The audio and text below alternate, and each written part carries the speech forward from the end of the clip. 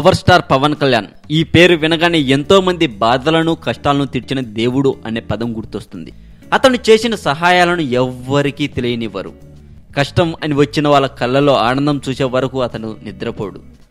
అది అతని మనసు.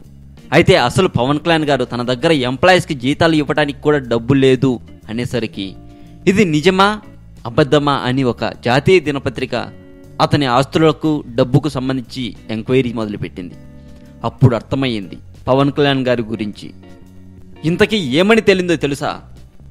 ఆ జాతీయ దినపత్రిక ప్రచురించిన కథనంలోనూ పవన్ కళ్యాణ్ గారు ఎంతటి నిరాడంబరమైన జీవితాన్ని గడుపుతాడో వివరించారు.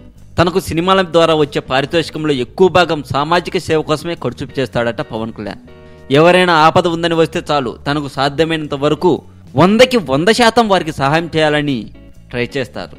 అంతేకాదట, తన వద్ద పనిచేస్తున్న ఆఫీస్ స్టాఫ్కు, ఇంట్లోని పనివారికి, తనకి సెక్యూరిటీగా ఉండే 12 మందికి, ఫామ్ హౌస్లో ఉండే 25 మందికి నెల ఖచ్చితంగా జీతాలు ఇస్తాడట పవన్ కళ్యాణ్ కరెక్ట్ టైంకు.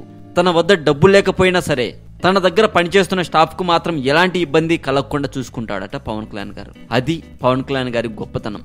పవన్ కళ్యాణ్ గారి ఈ గొప్ప మనసు గురించి మీరు కూడా ఈ వీడియో కింద కామెంట్ రూపంలో మీ ఫీలింగ్ని చెప్పచ్చు.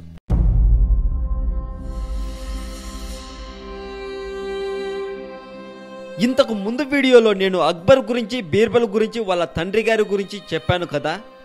దానితో పాటు అక్బర్ బీర్బల్ల పరిచయానికి ముందు ఏమి జరిగిందో కాస్త చెప్పి ఆపేశాను కదా.